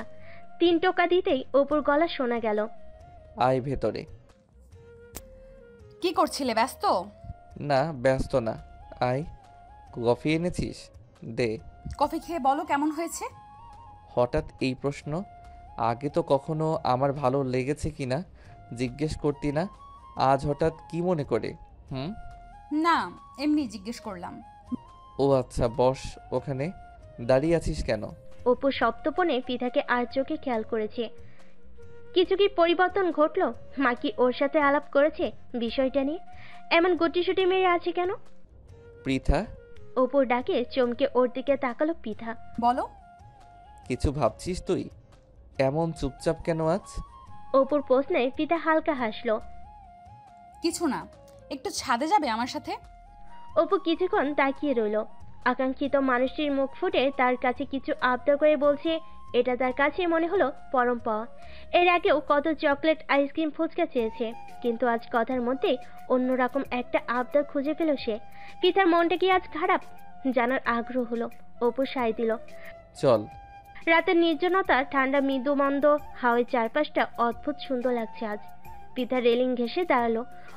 অপু একটু দূরত্বে পাশাপাশি দাঁড়ালো পৃথার। শুনশান নীরবতার চারিদিকে। নীরবতা ভেঙে অপু বলল, তোর মন খারাপ? তুমি কিভাবে বুঝলে? পৃথার প্রশ্নে অপু তাকালো ওর মুখের দিকে। পূর্ণিমার চাঁদ অমাবস্যায় ঢেকে আছে, বুঝবো না? আজ মায়ের কথা খুব মনে পড়ছে। মাকে অনেক দিন দেখি না। তুমি আমার মাকে দেখেছিলে? দেখেছি। আমার মা দেখতে কেমন জানো? আমার তো মায়ের চেহারাটাও মনে নেই ঠিক করে। পৃথার কষ্টভরা কণ্ঠ শুনে অপু চমকালো। পৃথার চোখে মুখে ভীষণ এক কষ্টের ছাপ। কই, আগে তো কখনো ওর এই কষ্ট দেখেনি অপু। আজ কি হলো ওর? পৃথার আরেকটু কাছে ঘেঁষে এলো সে। পৃথা, একটা কথা জানিস, জীবন কেন এত উপভোগ্য বলতো? বলতে পারবো না। কেন উপভোগ্য? জীবনে আমরা যদি সবই পেয়ে যেতাম আমাদের মতো করে, তাহলে জীবন খুব একঘেয়ে হয়ে যেত। বেঁচে থাকার আনন্দ ফুরিয়ে যেত। আমাদের না পাওয়াগুলো আছে বলেই আমরা বেঁচে আছি। আর কেন বাঁচি জানিস? আমাদের অবচেতন মন জানে একদিন আমরা সেসব না পাওয়াগুলো পেয়ে যাব। এই আশায় আমরা বাঁচি। আর এই জন্যই জীবন এত উপভোগ্য। আমাদের না পাওয়াগুলোই আমাদের নিজেকে চেনায়, নিজেকে জানায়, নিজেকে নিয়ে ভাবায়। খুব সুন্দর বললে তো। তুমি এত কথা জানো? তুই কি আমাকে তোর মতো গবেট ভাবিস নাকি? ইস, গবেট কে? আমি কত ভালো স্টুডেন্ট তুমি জানো না? অপু হাসলো, কিছু বললো না। মেয়েটাকে কিছুটা হালকা লাগছে এখন। আচ্ছা পৃথা, যদি বড় মা কখনো ফেরত আসে, এসে বলে তোকে তার সাথে যেতে, তুই যাবি? পৃথা তাকালো অপুর দিকে। অপুর চোখে কি যেন একটা ভয় দেখতে পেল। কিসের ভয় ওর চোখে মুখে? কি রে, বললি না? হুঁশ ফিরে আসতেই পৃথা বলল, মা আসবে না। ধর যদি আসে? যাব না, আমি কখনোই যাব না। অপু ফোঁস করে একটা নিঃশ্বাস ফেল। হঠাৎ এই প্রশ্ন কেন করলে তুমি? জানি না, বুঝতে পারছি না আজকাল আমার মনের কি হয়েছে। আমি নিজেই বুঝতে পারছি না। মনের ডাক্তার দেখাতে হবে বোধহয়। তো দেখাও ডাক্তার। যেই সেই ডাক্তারে হবে না ম্যাডাম, পার্মানেন্ট ডাক্তার লাগবে। বলে অপু রহস্যময় হাসি দিল। পৃথার কান লাল হয়ে গেল। এসব কি বলছে লোকটা? কোনো কিছু কি ইঙ্গিত দিচ্ছে? চাচিমণি তোমাকে কিছু বলেছে? পৃথার প্রশ্নে চট করে ওর দিকে তাকালো অপু। কি বলবে? না, কিছু না। চলো, অনেক রাত হলো। এই বলে পৃথা উল্টো ঘুরে হেঁটে যেতে নিল। পৃথা শোন। ডাক শুনে ফিরে তাকালো পৃথা। কি? আর একটু কাছে আয়। পৃথা ফরকে গেল। চাচ্ছেটা কি মানুষটা? পৃথা এগুলো অপুর সামনে গিয়ে ওর বাতাসে উঠতে থাকা চুলগুলোই হালকা একটা ফু দিল, দিয়ে বলল, তোর দুঃখগুলো আমাকে দিবি পৃথা? আবার সিন্ধুকে তোর দুঃখগুলো একটু একটু করে জমা করব, বিনিময়ে ফেরত দিব একটা একটা সুখের আধুলি। দিবি প্লিজ? পৃথা ফ্যালফ্যাল নয়নে চেয়ে রইল সামনে দাঁড়িয়ে থাকা পুরুষটির দিকে। তার কোকড়া চুলগুলো এলোমেলো হয়ে আসছে বাতাসে। চুলগুলো একটু ছুঁয়ে দেওয়ার তীব্র বাসনা জাগলো। মানুষ মানুষের কাছে সুখ চায়, মানুষটা কি তার দুঃখগুলো চাইছে? কেমন করে ফেরাবে সে? পৃথা আরেকটু এগিয়ে গেল সামনে। খুব সামান্য দূরত্ব দুজনের। মাথার উপর এক ফালি চাঁদ, তার নিচে দাঁড়ানো সৃষ্টির শ্রেষ্ঠ দুই মানব। সুখ দুঃখ বেচে কেনার হাট বসেছে সে এক টুকরো ছাদে। অনেকটা সময় বোধহয় এভাবেই পেরুলো। অপু আবার গাঢ় গলায় বলল, পৃথা, তোর দুঃখগুলো আমাকে দে, তোর স্বপ্নগুলো পূরণের ভারটুকু আমাকে দে। বলবো না পাশে থাক, শুধু বলবো তোর পাশে আমাকে রাখ। যদি পথ চলতে চলতে কোনোদিন তোর মনে হয় আমি তোর যোগ্য, সেদিন আমার হয়ে থাকিস তুই অনন্তকালের জন্য। পৃথার চোখে আনন্দের ফিনিক ফোঁটা এসে জড় হলো একটু একটু করে। চোখ ভর্তি পানি আর মুখে এক টুকরো হাসি দিয়ে পৃথার সামনে এগিয়ে ওপর চুলগুলো হাত দিয়ে একটু গুছিয়ে দিতে দিতে বলো, তোমার এত প্রার্থনা ফিরিয়ে দেওয়ার মতো সাহস, শক্তি, ইচ্ছা কোনোটাই প্রকৃতি আমাকে দেয়নি। বাকিটা বুঝে নিও। অপু পৃথার মাথায় হাত রাখলো। পরম যত্নে ওর মাথায় হাত বুলিয়ে দিতে দিতে বলল, বড় মা দেখতে ভীষণ সুন্দর ছিল, তোর সবটুকু সৌন্দর্য তার কাছেই পাওয়া। তুই আজীবন এমন মায়াবী থাকিস। পৃথা আলতো করে অপুর কাঁধে মাথাটা রেখে চেয়ে রইল এক ফালি চাঁদটার দিকে। আকাশে ঝুলে থাকা ওই চাঁদটা একে কি হলো, পৃথার নিজেকে আজ একটু একা মনে হলো না। পরদিন সকালে নাস্তার টেবিলে পৃথা ছাড়া বাকি সবাই বসেছে। জাহানারা বললেন, ফুলি দেখ তো পৃথা আসছে না কেন এখনো? খালামা আপাতত পড়তাছে, বলছে পড়া শেষ হলে আইব। মেয়েটা ভার্সিটিতে ভালো একটা সাবজেক্ট পাওয়ার জন্য অনেক কষ্ট করছে দিন রাত। আসলে মেয়েটা এত পরিশ্রম করছে, ওর কষ্টটা সার্থক যেন করে দেন আল্লাহ। এত চিন্তা করো না তোমরা, ইনশাল্লাহ ও ভালো কোথাও চান্স পেয়ে যাবে। আমি উঠি মা এখন। বলে অপু অফিসের দিকে রওনা হলো। অপু চলে যাওয়ার খানিক বাদেই পৃথা এলো নাস্তা করতে। বিয়ের প্রস্তাবের পর থেকে পৃথা সবার সামনে অপুর সামনে যেতে একটু লজ্জায় পায়। সে চুপচাপ নাস্তা খেতে লাগলো। পৃথা আম্মু, পড়াশোনা কেমন চলছে? জি চাচ্চু, ভালো চলছে আলহামদুলিল্লাহ। ঠিক আছে, মন দিয়ে পড়াশোনা করো মা। আপা, আপনি সারাদিন এত পড়েন, নিজের একটু খেয়ালও রাখেন না। আসেন আজকে আপনার মাথায় একটু ঠান্ডা তেল দিয়ে দিই, আরাম পাইবো আপা। আচ্ছা খালা, দিয়ে দাও, ভালোই হবে। পড়তে পড়তে মাথাটা মাঝে মধ্যে এত গরম হয়ে যায়, অশান্তি লাগে খুব। তাই তো কইলাম আপা, আপনি নাস্তা সারেন, আমি হাতের কাজগুলো সাইরা আসতেছি। খাওয়া দাওয়া সেরে পৃথার রুমে চলে যাচ্ছিল। হঠাৎ ইচ্ছে হলো অপুর রুমে যেতে। আস্তে আস্তে অপুর রুমের দরজা খুলে ভেতর ঢুকতেই পরিচিত একটা গায়ের ঘ্রাণ পেল। ঘর জুড়ে অপুর গায়ের একটা সুন্দর সুবাস। এত সুন্দর গোছানো রুমটা, ছিমছাম একটা খাট, একটা কাবার্ড, একটা স্টাডি টেবিল, দেওয়ালে সুন্দর কিছু পেন্টিং আর একটা ড্রেসিং টেবিল রাখা, পাশে কিছু ইনডোর প্ল্যান্ট। সব মিলিয়ে দারুণ সুন্দর সাজানো রুমটা। পৃথা ঘুরে ঘুরে দেখতে লাগলো। অনেকবার এই রুমে এলেও একে কখনো এভাবে আসা হয়নি। রুমটা ভীষণ পছন্দ হলো। রুমটাও পছন্দের মানুষটার মতোই গোছালো আর সুন্দর। দেখতে দেখতে পৃথার ভর্তি পরীক্ষা শুরু হয়ে গেল। শেষমেশে ঢাকার ইউনিভার্সিটিতে ফিজিক্স ডিপার্টমেন্টে চান্স পেয়ে গেল। আশরাফ সাহেব জাহানারা বেগম খুব খুশি হলেন ওর সাফল্যে। পিতা অপুকে ফোন করে জানাতে যাবে, এমন সময় দেখলো অপুর ফোন থেকে ওর ফোনে কল এসেছে। কল ধরতেই অপু বলে উঠল, কংগ্রাচুলেশন ম্যাডাম, ট্রিট দেন আমাকে এবার। আমি দিব নাকি তুমি আমাকে দিবা? দিন রাত কষ্ট করলাম আমি, আমাকে তোমার ট্রিট দেওয়া উচিত। তুই তো তোর নিজের পায়ে কুড়াল মারছিস রে। এত টাকা খরচ করে আমি ফকির হয়ে গেলে কষ্ট কিন্তু তোরও হবে। কথার মানে বুঝে নিতে পিতা একটু লজ্জা পেল। অপু বুঝতে পেরে পেল। সন্ধ্যায় রেডি হয়ে থাকিস, তোকে নিয়ে একটা সুন্দর জায়গায় যাব। কোথায়? গেলেই দেখবি। এখন ফোন রাখছি। আচ্ছা। তার মনে 100 প্রজাপতি ডানা মেলল। ভাবতে লাগলো আজকের দিনটা এত সুন্দর কেন। পিতা ওর সবচেয়ে প্রিয় ল্যাভেন্ডার কালার জামদানিটা বের করলো। এই জামদানিটা ওর অনেক পছন্দ হওয়া সত্ত্বেও কোনো উপলক্ষ সেভাবে না পাওয়াই পরা হয়নি। আজ সাদা ব্লাউজের সাথে জামদানিটা পরবে ঠিক করলো। খুবই হালকা সাজবে সে। চোখে কাজল, ঠোঁটে লিপস্টিক আর হালকা লুজ পাউডার। শাড়ির সাথে ম্যাচিং হিজাবটা পরে নিল। হাতে কিছু চুড়ি, ব্যাস সাজ কমপ্লিট। অপু বাসে ফিরেছে 1 ঘন্টা আগে। সেও নিশ্চয়ই রেডি হয়ে গিয়েছে এতক্ষণে। পিতা আয়নার সামনে নিজেকে আরেকবার একটু দেখে নিতেই ফোনে টুংটাং মেসেজ। অপু লিখেছে, আমি নিচে আছি, অপেক্ষা করছি। পৃথা তাড়াতাড়ি জুতাটা পরে রুম থেকে বের হলো। বেরোনোর সাথে সাথে সামনে পড়লো ফুলি। ওকে দেখেই চোখ কপালে তুলে ফেললো সে। আপা, আপনাকে তো খুবই সুন্দর লাগতাছে। মাশাল্লাহ মাশাল্লাহ, আপনি এত সুন্দর কেন আপা? তোমার দেখার চোখ সুন্দর, তাই তোমার চোখে আমাকেও সুন্দর লাগছে। চাচিমণি কোথায় দেখেছো? খালাম্মা তো রুমি। আচ্ছা, চাচিমণিকে তুমি একটু বলে দিও আমি অপু ভাইয়ার সাথে একটু বেরোচ্ছি, জলদিই ফিরে আসবো। আচ্ছা, আমি বলে দেবো রে, আপনি যান। ঠিক আছে বলে পৃথা বের হয়ে গেল। গেটের বাইরে বেরোতেই দেখলো অপু দাঁড়িয়ে আছে। সাদা শুভ্র পাঞ্জাবিতে অপুকে কি দারুণ মানিয়েছে। অপু উল্টো দিকে মুখ করে দাঁড়িয়েছিল। পৃথা ওর পিছনে গিয়ে খুক খুক করে একটু কাশলো। অপু চমকে পিছনে তাকালো। অপুকে চমকে দিয়ে পৃথা খিলখিল করে হাসতে লাগলো। আচ্ছা, আমাকে এখানে দাঁড় করিয়ে রেখে তোর খুব হাসি পাচ্ছে। বাহ বাহ, এত আটা ময়দা মাখতে কে বলেছে তোকে? পেতনি একটা। অপুর কথায় পৃথার হাসি বন্ধ হয়ে গেল। বলে কি লোকটা, এত সুন্দর করে সাজলাম আর বলে কিনা পেতনি লাগছে। ঠোঁট উল্টিয়ে পৃথা বলল, আমাকে না খেপালে কি তোমার শান্তি লাগে না? একটু প্রশংসাও তো করতে পারো নাকি? তোর প্রশংসা করতে গেলে আমাকে যে সন্ন্যাসী হয়ে যেতে হবে। বলে পৃথার একটু কাছে এগিয়ে এলো অপু।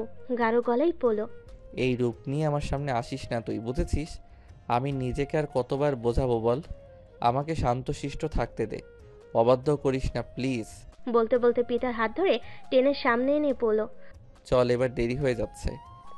অপুর কর্মকাণ্ডে পৃথার কান গাল সব লাল হয়ে গেল। কি লজ্জা, কি লজ্জা, মাটিতে মিশে যেতে মন চাচ্ছে। লজ্জায় নুয়ে রিকশায় উঠে বসলো। কোথায় যাচ্ছি আমরা বললে না তো? খুব সুন্দর একটা জায়গায়, গেলেই দেখতে পাবি। পৃথা আর কিছু জিজ্ঞেস করলো না। অপুর শরীর থেকে কি সুন্দর একটা ঘ্রাণ এসে নাকে লাগছে তার।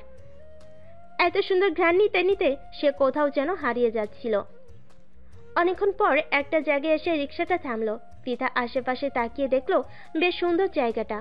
একটা নদীও আছে, পাশে একটা ঘাট, তাতে একটা ছোট্ট নৌকা বাঁধা।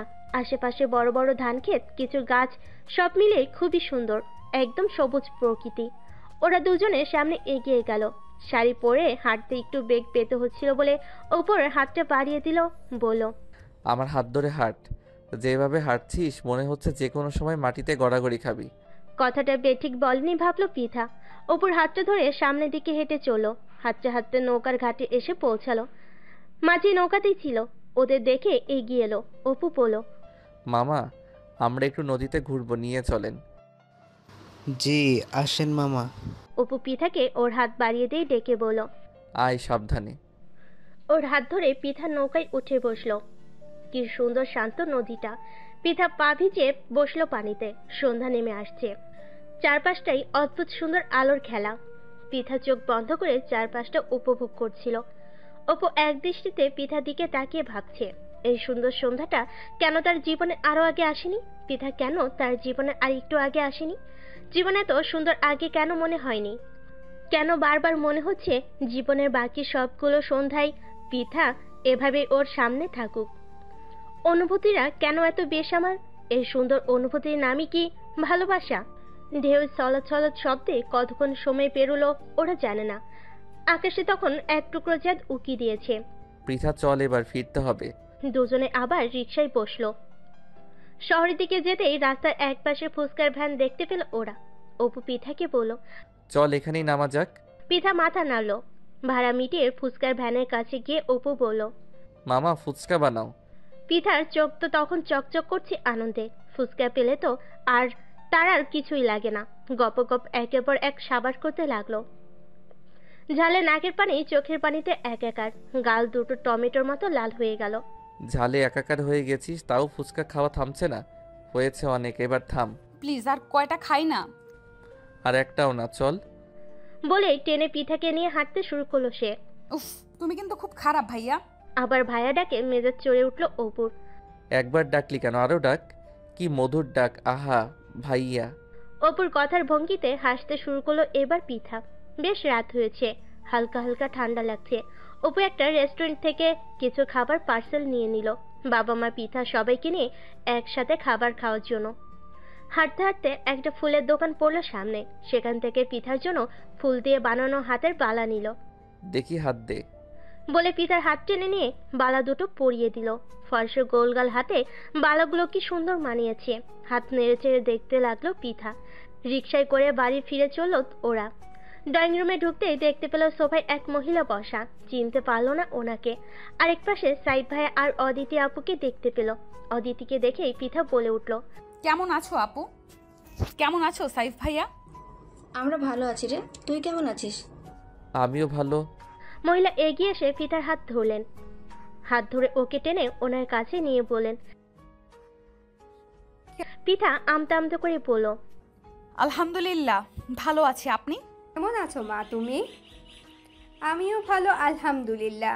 আসো আমার পাশে এসে তুমি বসো। আমি সাইফের মামি হই, তুমি আপাতত আমাকে আন্টি ডাকতে পারো। হাসো, বলো মামুনি আমার পাশে বসো। বাহ, তোমার হাতের ফুলগুলো বেশ সুন্দর তো। পিতা চট করে অপুর দিকে তাকালো। অপুর চেহারা দেখেই বুঝলো রেগে যাচ্ছে সে। পিতাকে হাত ধরে টেনে মহিলা তার পাশে বসিয়ে দিলেন। পিতা এবার জাহানারা বেগমের দিকে তাকালো। জাহানারা বেগম চুপচাপ। আপা, ও তো বাইরে থেকে এসেছে, একটু ফ্রেশ হয়ে আসো, পরে কথা বলবে আপনার সাথে। হ্যাঁ সে ঠিক আছে আপা, অল্প একটু বসুক আমার পাশে। মাশাআল্লাহ, এত মিষ্টি একটা মেয়ে। তুমি ঢাকা ইউনিভার্সিটিতে চান্স পেয়েছো শুনলাম। পিতা হালকা হাসলো, কিছু বলল না। অপু অদিতিকে ইশারায় ডাকলো। অদিতি চোখে চোখে বলল, আসছি একটু পর। এবার মায়ের দিকে তাকালো।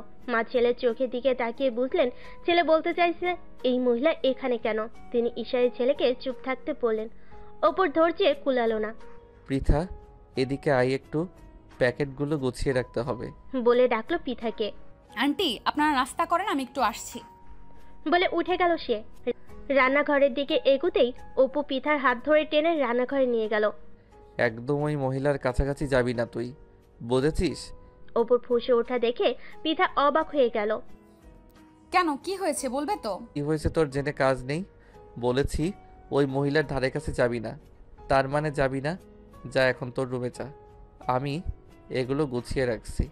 পিঠা মাথা নেড়ে চলে গেল ওর রুমে। মাথাটা রাগে গরম হয়ে গেল অপুর। একই মুসিবত এসে হাজির হলো ওদের জীবনে। পিঠা তো জানেও না মহিলা কি উদ্দেশ্য নিয়ে এসেছে। না, হেস্ত নেস্ত একটা করতে হবে। এমন সময় জাহানার এলেন রান্নাঘরে। এসব কি মা? ওই মহিলা এখানে কি করে? থাম বাবা, মেহমানের মুখের উপর কিছুই বলা যাবে না, এটা ভালো দেখায় না। আমি জানি না কিছু, কিভাবে হ্যান্ডেল করবে তোমরা জানো। আর আপুকে বিষয়টা জানিয়ে দাও, না হলে নতুন আত্মীয় খুব বাজে দিকে পড়ে মোড় নিতে পারে। জাহানারা চিন্তিত হয়ে পড়লেন। ছেলে ভুল কিছুই বলেনি। আপাতত অপুকে বুঝিয়ে রুমে পাঠিয়ে দিলেন। আবার ড্রয়িং রুমে চলে এলেন তিনি। খুশি হয়েছি মা। আপা, পৃথা কোথায় গেল? আসলে আপা হয়েছে কি, অপুর বাবা ব্যবসার কাজে ঢাকার বাইরে আছেন তো কিছুদিন ধরে ব্যস্ত। আমি ওনার সাথে আলাপের সুযোগ পাইনি। কিন্তু আপা, পৃথা এখনও ছোট, আমরা ওকে এখনই বিয়ে দিব না, তাই আপনাকে আমরা কথা দিতে পারছি না। তার কথা বলে, আরে আপা সমস্যা নেই, এখনই বিয়ে দিতে হবে এমন তো কথা নেই। রাইদো এবছর দেশে আসবে না, ওকে পৃথার কথা বলায় ও বলেছে 1 বছর পর পৃথাকে এসে ও দেখে আলাপ করতে চায়। ভেবে চিনতে না হয় সিদ্ধান্ত নিন। জাহানারকে কিছু বলতে না দিয়েই মহিলা উঠে পড়লেন। অদিতি আজ এ বাসায় থাকবে, তাই অদিতি গেল না। সাইডকে নিয়ে তিনি চলে গেলেন। আড়াল থেকে সবই শুনল অপু। শুনে ওর মেজাজ সপ্তমে চড়ে গেল। এ কেমন কথা? বিয়ের আগে ওর বউটাকে নিয়ে মানুষ টানাটানি শুরু করে দিয়েছে। কি করবে সে এই মেয়েটাকে নিয়ে? উফ! সাইফের মামি চলে যাওয়ার পর জাহানার অদিতিকে তার রুমে নিয়ে এলেন। কি হয়েছে মা? তোমাকে খুব চিন্তিত দেখাচ্ছে, কি হয়েছে? অদিতি, আমি আর তোর বাবা একটা ব্যাপার কয়েকদিন ধরে ভেবে চিন্তে ঠিক করেছি। আমার আর তোর বাবার ইচ্ছা পৃথাকে আমার অপুর বউ করে আমাদের কাছেই রেখে দিব। তোকে বলবো করেও বলা হয়নি। এটা তো খুবই ভালো খবর মা। পৃথার চেয়ে বেস্ট আর কেউই হতে পারে না। ছোটবেলা থেকে ওকে ছাড়া আমরা কেউই কখনো থাকিনি। ওকে দূরে পাঠাতে কারো মনে সায় দেবে না। কিন্তু মা, সাইফের মামিকে এখন কিভাবে যে বোঝায়? মহিলা এত নাচর বান্দা। আমি ওই বাড়ি যাওয়ার পর থেকে বারবার পৃথার কথা বলছেন। আর তুমি তো জানো সাইফের বাবা মা বেঁচে না থাকায় ওর মামা মামিরা ওর লাইফে অনেক গুরুত্বপূর্ণ সবসময়। তাই তো চিন্তা করছি রে মা, নতুন আত্মীয় যেহেতু ব্যাপারটা এখন খুব কঠিন লাগছে। আচ্ছা তুমি টেনশন করো না মা, আমি কোনোভাবে বুঝিয়ে নেব ওনাকে, সব ঠিক হয়ে যাবে। পৃথা আর অপু কি রাজি বিয়েতে? হ্যাঁ, দুজনেই মনে হলো রাজি। আর দুজনের বন্ডিংও কত ভালো দেখছিস। পৃথার বয়স কম হলেও পরিবেশ পরিস্থিতি খুব ভালো বোঝে। আশা করি ওদের বোঝাপড়াতে সমস্যা হবে না। হ্যাঁ মা, এটা ঠিকই বলেছো। তোর কি অবস্থা মা? নতুন সংসারে সব ভালো আছে তো? হ্যাঁ মা, আলহামদুলিল্লাহ আমি ভালো আছি, তোমরা দোয়া করো। দোয়া সবসময় করি মা। জাহানারা অদিতির মাথায় হাত বুলিয়ে দিলেন। পৃথার ভার্সিটিতে আজ প্রথম দিন। অপুকে ভার্সিটিতে নিয়ে যাচ্ছে। ড্রাইভিং সিটে বসে পৃথার দিকে তাকালো সে। সাদা সালোয়ার কামিজে শুভ্র পরীর মতো সুন্দর লাগছে পৃথাকে। গাড়ির কাজ ভেদ করে চৈত্রের বাহিরে রোদটা ওর গাল ছুঁয়ে যাচ্ছে।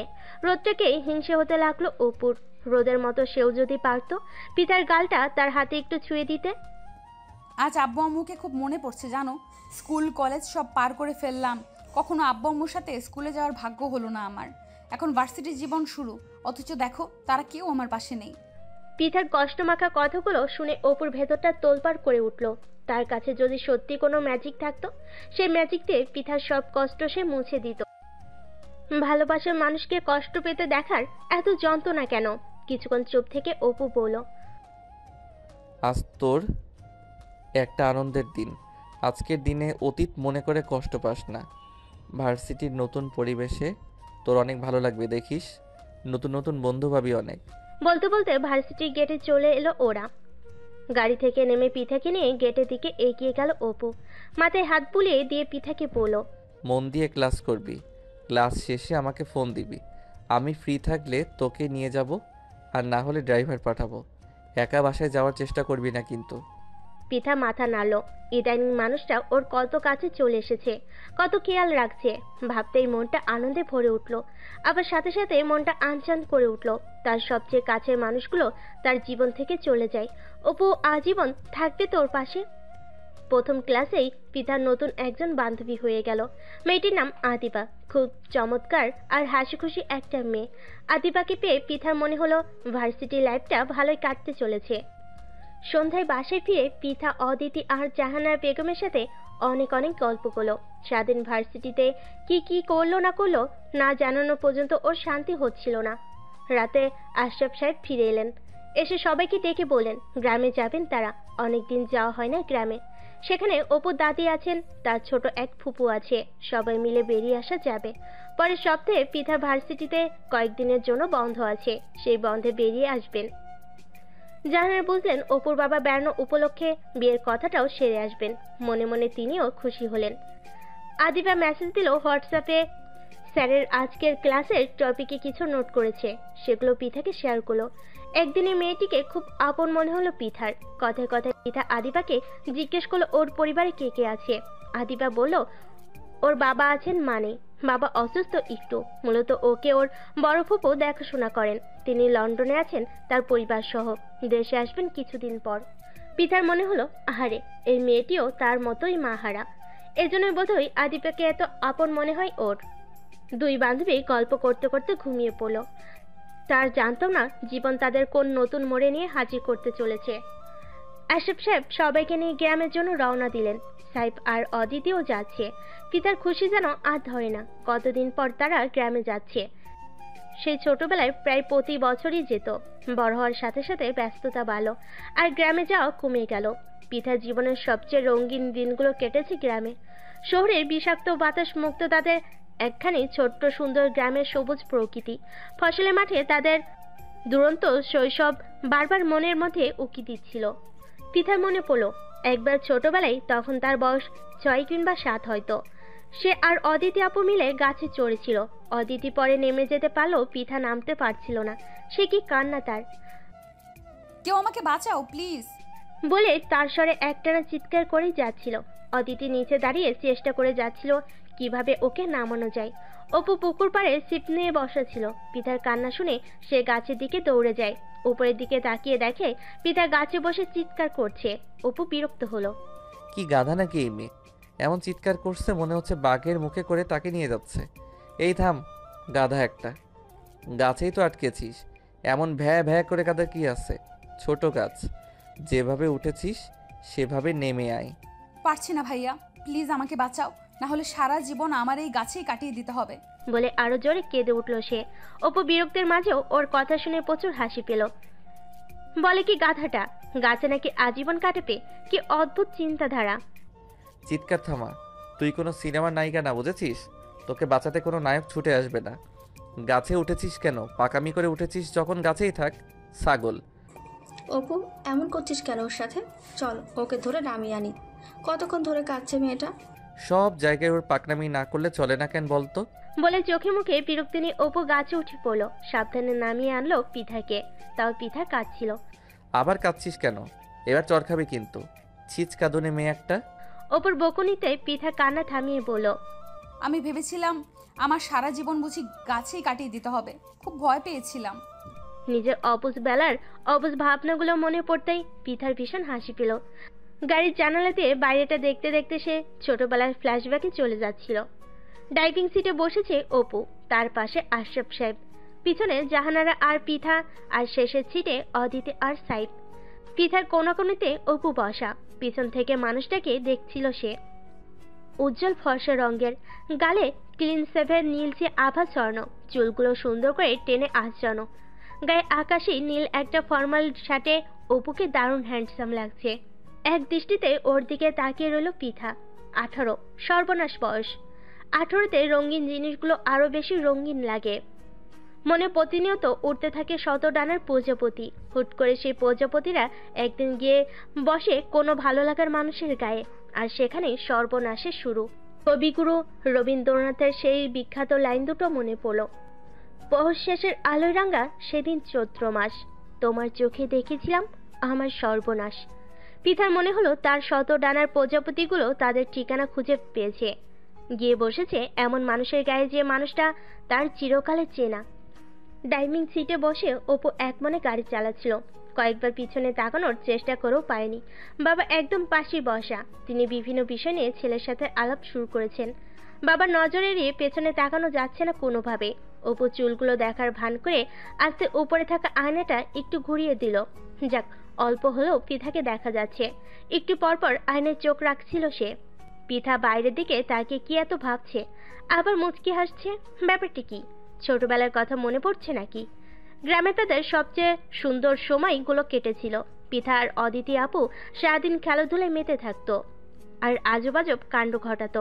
ছোট বয়সে ছোট হয় প্রচুর বকুনি খেয়েছে অপুর।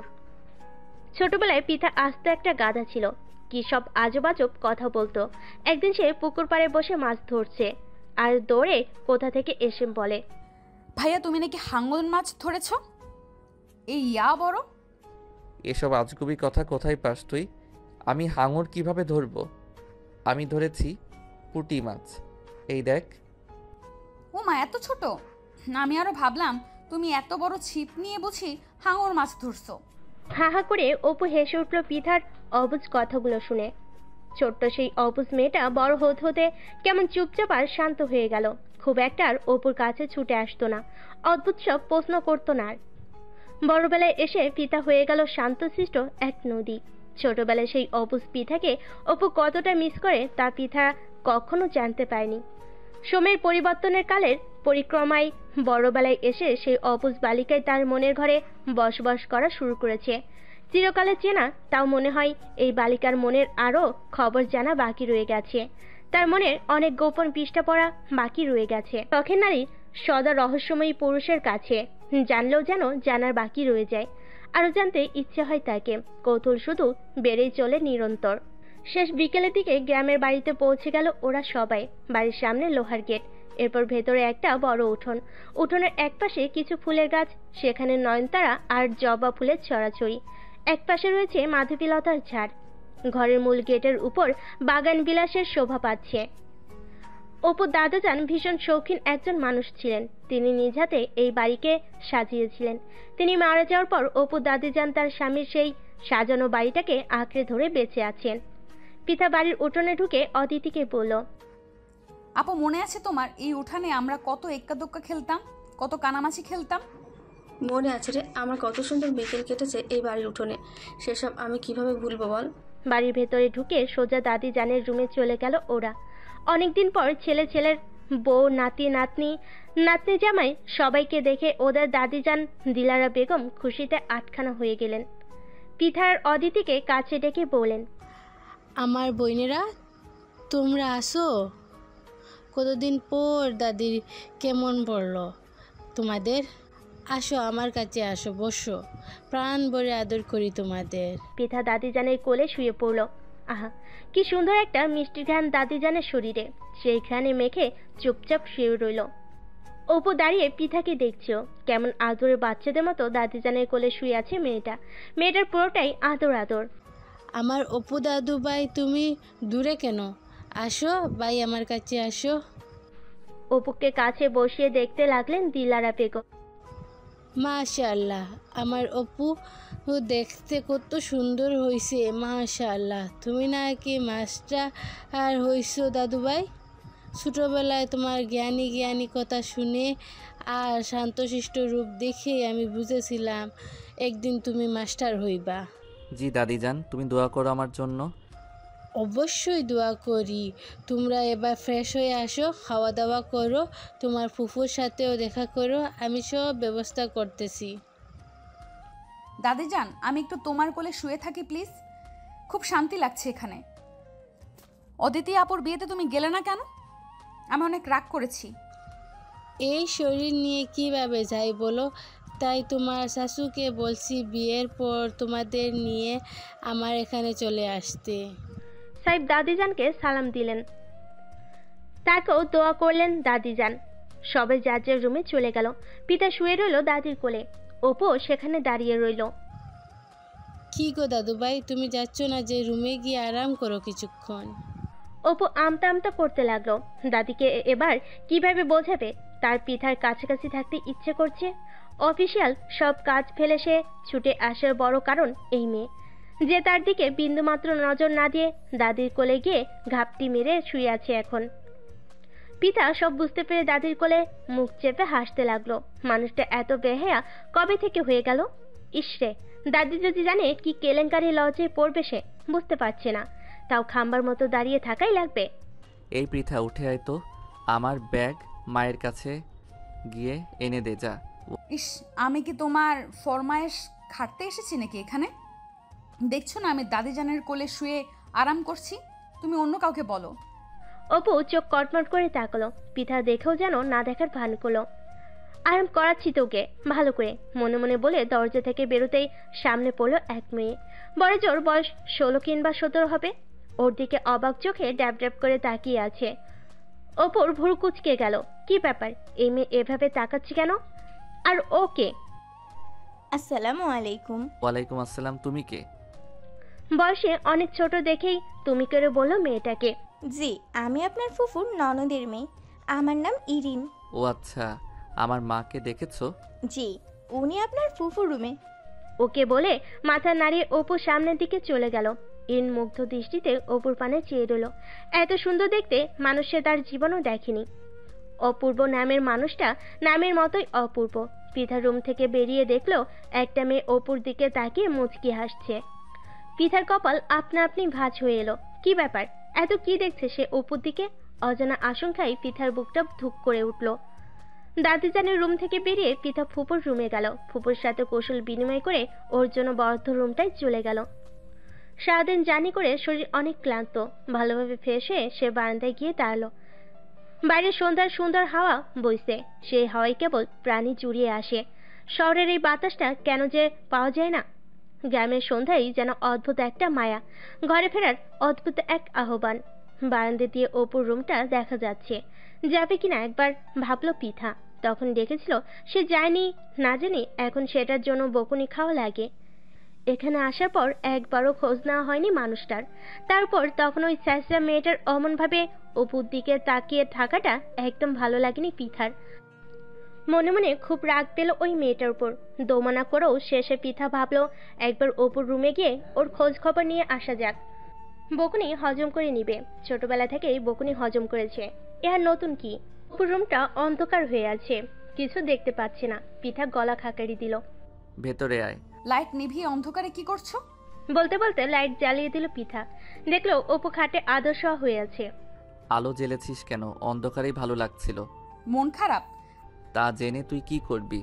যা দাদিজানের কোলে গিয়ে শুয়ে থাক। পিঠা অল্প হাসলো। মশাই রাগ করেছে তাহলে?